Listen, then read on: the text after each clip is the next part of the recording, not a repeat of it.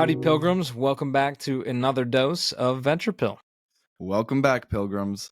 First up, you'll hear about Aerflo, which just secured over $10 million in seed funding to revolutionize the sparkling water market with its innovative portable carbonation system.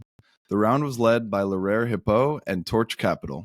Yep, next up, we'll break down Turntable Labs, hot off their $8.2 million seed round led by Founders Fund, Elizabeth Street Ventures, and a couple of others. The company is revamping their innovative music sharing platform to enhance the listening experience for music lovers. And lastly, you'll hear a breakdown on micronuclear power plant startup Last Energy, which just announced a $40 million Series B led by Gigafund and Autodesk Foundation. Sparkling water, music sharing, and of course, micronuclear plants. Just another week here at Venture Pill. Love the diversity this week. Let's get into it, partner. Yes, sir. Here we go. You see here, kid, you gotta just go for it. Don't think about what comes after or what came before. You just gotta bend your knees, take a deep breath, and jump. This is Venture Pill, your weekly dose of startups and venture capital. We break down recent startups in the news and interview founders and investors to help you stay informed in the evolving world of venture.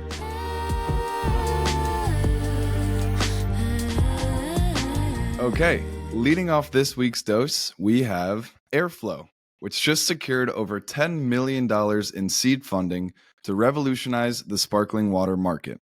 The round was led by Lerer, Hippeau, and Torch Capital, with participation from Closed Loop Ventures Group, Wise Ventures, Palm Tree Crew, which is notably Kygo the DJ's venture fund, as well as several others. So, jumping right into it, let's get into Aerflo's innovative product. Aerflo's Air One system comes with an Air One bottle, Air One device, and reusable carbon capsules for a refreshingly simple solution for sparkling water on the go. Sparkling water fans rejoice. All you need to do is fill the bottle with water, add a capsule, and then tap to spritz. Pretty cool. I got to say, Aerflo and Air One, that's pretty cool names right there. So the branding is clean. The system's key feature is the proprietary bottle lid, which houses a refillable carbon capsule capable of carbonating 4 full bottles of water. So it's basically this circular economy model, better for both people and the planet. Aerflo has implemented a unique refill system where customers can return their empty capsules to the company by mail and receive full replacements in return.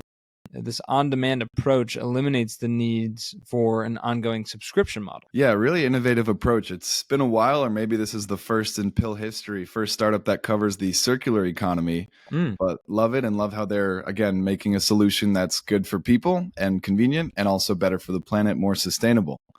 So the initial cost for customers is $99, and that includes the Air One device, an Air One bottle, as well as 13 carbon capsules. After that initial $99 purchase, customers only pay for replacement capsules as needed when they return their empties. So again, no need for a subscription model.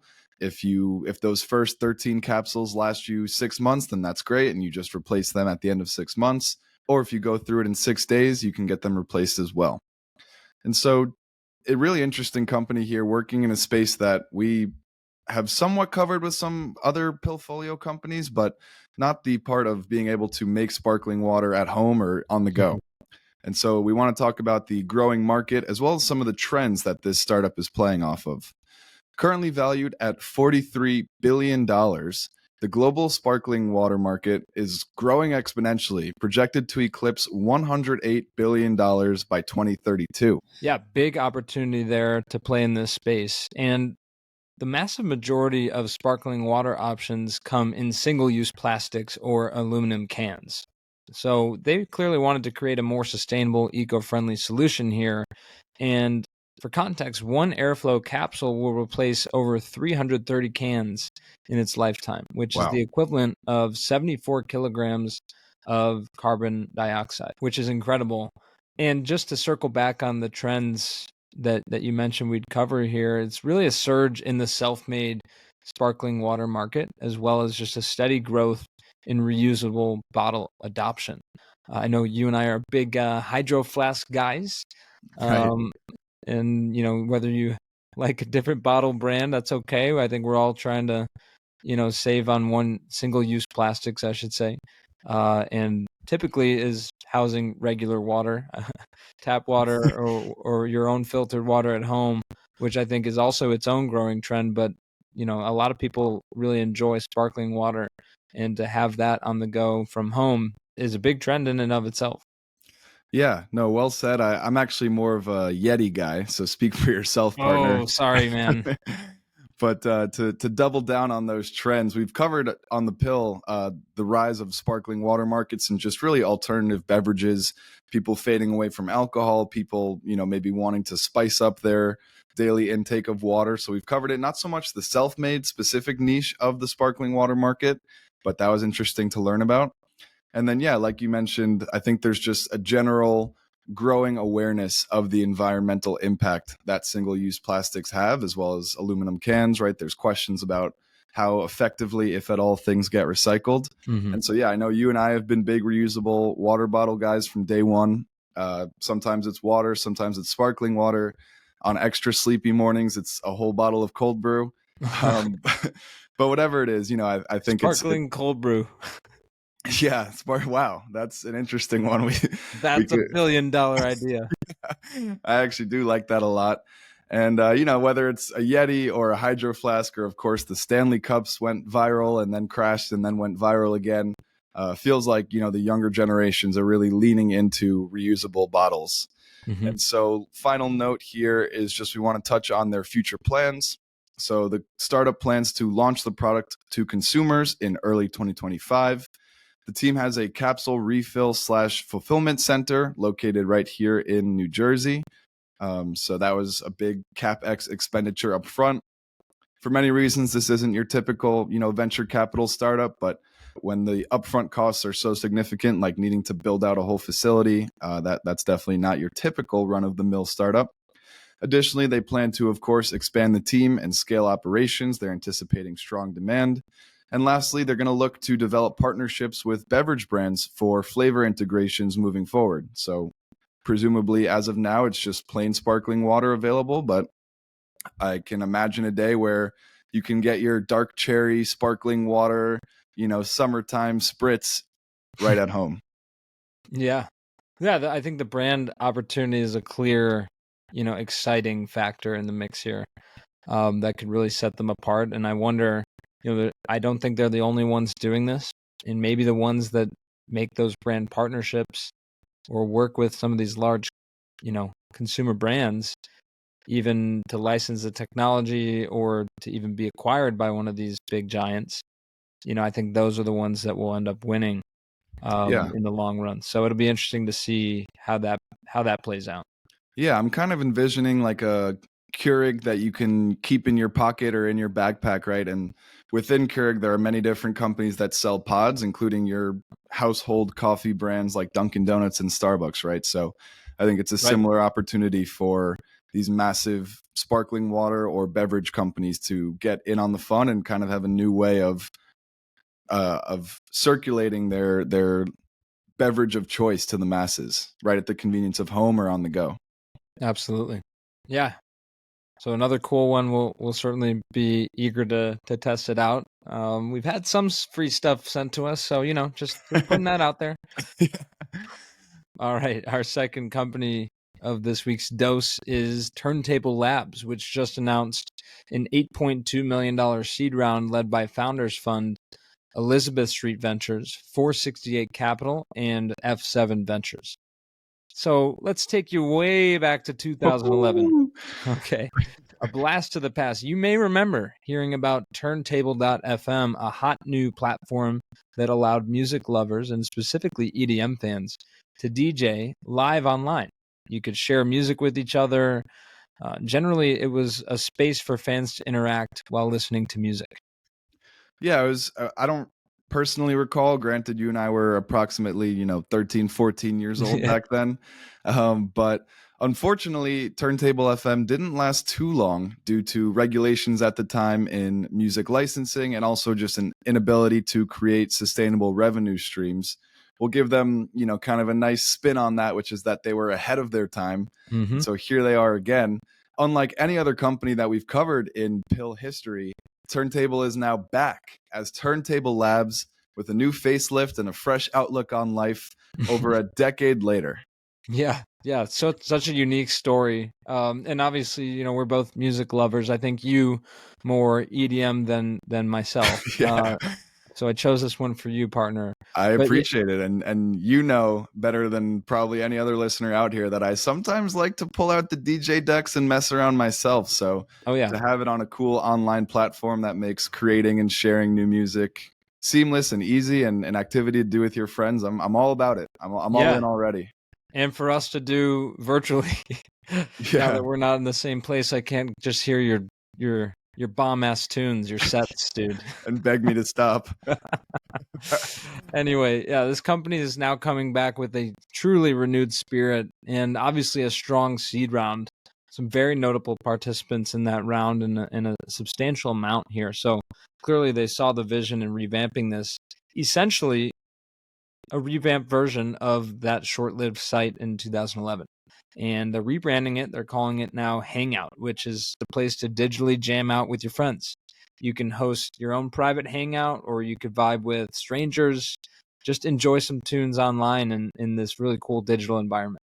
Yeah, no, I love the rebrand and the startup at large because regardless of what type of music you may like, whether it's EDM or not, I think we can all agree the best thing about music is being able to share it with your friends or loved ones or at a concert, right? So calling it Hangout and just having a platform that makes that facilitates that even in a virtual nomad lifestyle we live is awesome. And so getting a little deeper into Hangout, it's basically a modernized version of their original platform with some key updates, which include users being able to access music that they have curated on other common music platforms like Spotify and Apple Music. So no need to reinvent the wheel here. You can also save music you discover on Hangout and then export those songs to playlists on your streaming platform. So that's a cool feature, being able to make a mix and then actually be able to listen to it on your platform. And you can now also upload your own music to Hangout and share it with friends and strangers, which, the aspiring DJ in me is extremely interested in learning more about. And doing a quick perusing of the website, it basically looks like what Kumo Space did for virtual offices, which, as a reminder, we interviewed Brett Martin way back when and then bumped into him at South by Southwest. And, he's a good friend of the pod, and Kumo Space is awesome. But with Kumo Space, it's all about recreating virtual offices and conference rooms. So the difference here is that this is more of a virtual DJ setup where multiple people can go up and add to the queue and, actually take part in the DJing, and others can just be there vibing and listening in the audience. Yeah, it's those virtual avatars type of deal. Kind of reminds me of Fortnite or video games, meets Kumo Space. It's just just for the digital generation. I think people who feel at home in the digital world will love this, in addition to anybody who's a music lover. So it's an interesting kind of a combination of those. But we've covered music innovation in the past for sure. We know that the industry has changed a lot over the years in the long term, but generally speaking, for the last decade or so, we haven't really seen much of a shift in the way people consume, discover, and share music. I think we've seen a couple innovations, like with TikTok, I would say is a big one. Making its way into social media a little bit. But in terms of streaming, it's kind of been the big two with Spotify, Apple Music. You also have YouTube, of course. But really, we're not talking about much change. And I think that's sort of what Turntable's looking to plug into, but not to augment, right? Yeah, no, you nailed it, partner. And I do like the call out. I think TikTok and Instagram and other social media, as of recent especially, has really streamlined music sharing. We're seeing, people get their music out to audiences that previously they wouldn't have access to, millions upon billions of people. And so, yeah, just a final note on Turntable. They're kind of eliminating that barrier to entry that a lot of DJ setups or just other music platforms may give you, and that they're looking to plug into existing channels, so you don't need to abandon your carefully, consciously curated playlists. Everyone puts a lot of blood, sweat, and tears into their playlists. I know I do, at least. I know you do too, partner. And the plan is to open people up to a new world of digital community and co-listening, that can really enhance the entire experience for artists and listeners alike. So again, this shared enjoyment of music, really the core value, I'd say, of music, being able to enjoy it together. And so right now, the platform has a wait list. They're gauging and fielding interest with plans to launch next year. Yeah, I will admit there wasn't too much information, as they're kind of still in stealth mode. So we dug up what we could find, but it was too cool of a concept and an idea that we could both get behind. So we're going to certainly be keeping tabs on Turntable and specifically Hangout, and trying to get involved and see what kind of early success they have. I'm curious to see what their business model becomes and what dig in a little bit more on what the investors saw in this. I think the idea in its essence and building a community, that will provide a strong opportunity to make money off of and build a strong business. So yeah, no, we're here to educate to the best of our abilities. We took the limited information and made a short segment out of it. It's what we love to do on The Pill, and good find on this one, partner. Yes, sir. And wrapping us up for this week, we've got Last Energy, which just announced a $40 million Series B led by Gigafund and Autodesk Foundation. So this micronuclear power plant startup based out of Washington, D.C. has been around since 2019, developing the technology and manufacturing process for their 20 megawatt electric nuclear power plants. Yeah, and the granular science is definitely over our and probably 99% of the world's head. But the gist of the idea here is to make nuclear energy deployment much more scalable and cost effective. And that's being achieved through a unique modular design. So pretty similar to building Legos, but instead of building Legos, it's for building micronuclear power plants. So one of them is pretty similar. One of them is for ages, 5 to 15, and the other is for only the top 1% of 1% of, scientists in the space, but similarly fun. Yeah, no, it's true. But actually the modular design, which we'll get into, we shouldn't joke about that in the sense that it is making it easy for their end customer to just, partner with them and get the power they need. We'll get into that a little bit more. Yeah, no, exactly. Good distinction there, partner. And so the company's first product, the Power 20 micronuclear power plant, is designed to be fabricated, transported, and assembled within 24 months and sized to serve private industrial companies, which is remarkable turnaround time, especially for, a power plant, a micronuclear power plant. Kind of reminds me of our interview way back when with Ritwik Pavan, who was the CEO of Krava at the time. And that was a much quicker turnaround time, but just similar in the sense of a modular kind of approach to construction that allows you to get infrastructure set up in a much more efficient way. And so the whole plant can fit in the area of a football field, which is a pretty good visual, at least for me to envision. That's pretty big, but realistically for something that's providing power to industrial companies, not huge. Yeah, that seems like a big space, but when you look at nuclear power plants, that's minuscule. Right. And so if you're curious, I recommend strongly to take a look at their website. It's pretty cool. You can see the modular design, the details of their tech, learn a little bit more about how it was developed over the years. Pretty cool stuff. Again, we're staying high level here, and focusing a little bit more now, wrapping up on kind of their business model and the success here, early success that they've had. Basically, they own and operate the plants on the customer's sites. It's seeming to indicate that their business model will be some sort of lease or subscription while maintaining ownership of the asset itself, or what they call nuclear licensing. So basically, the clients can leave all the installation, maintenance, management to Last Energy and just enjoy their power. Good old raw power. Yeah.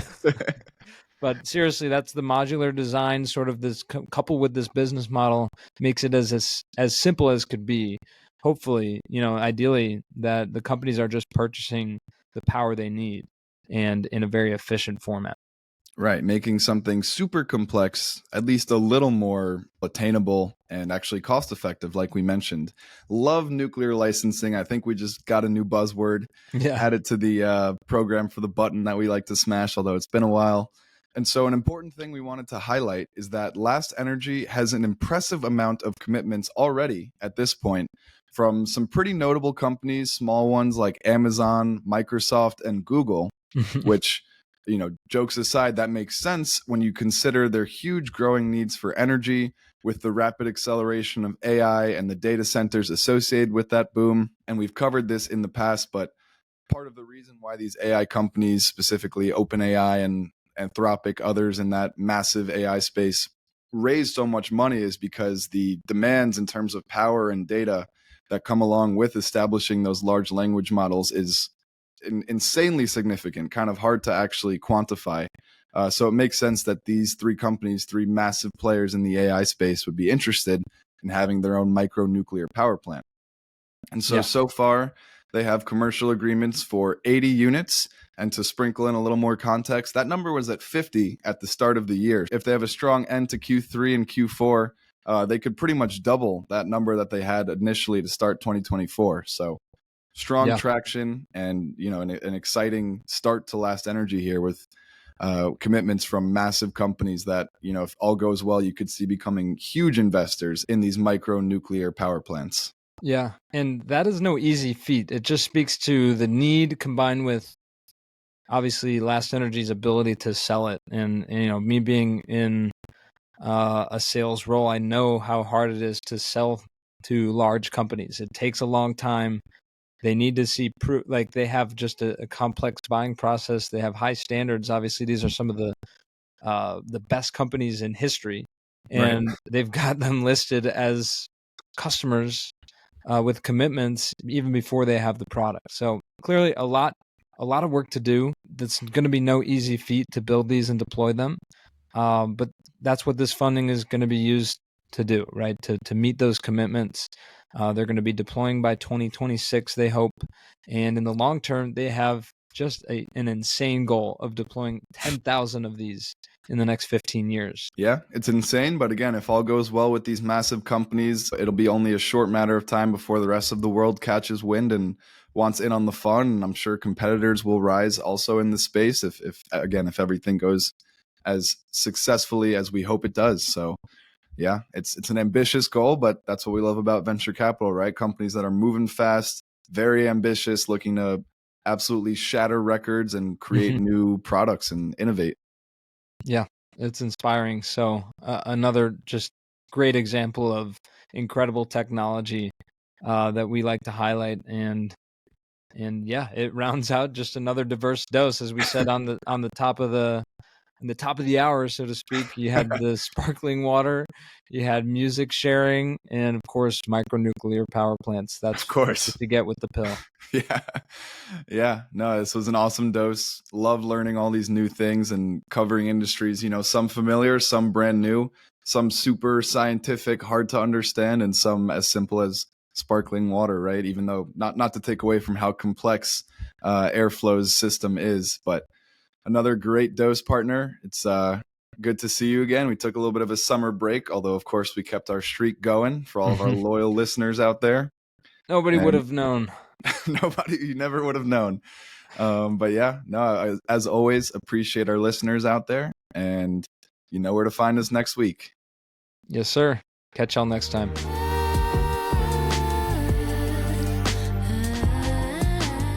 Thanks for listening. Join us next week for another dose of startups and venture capital. And as always, we appreciate our pilgrims spreading the word about the show. Share with your friends and help someone else make the pilgrimage. See you next time.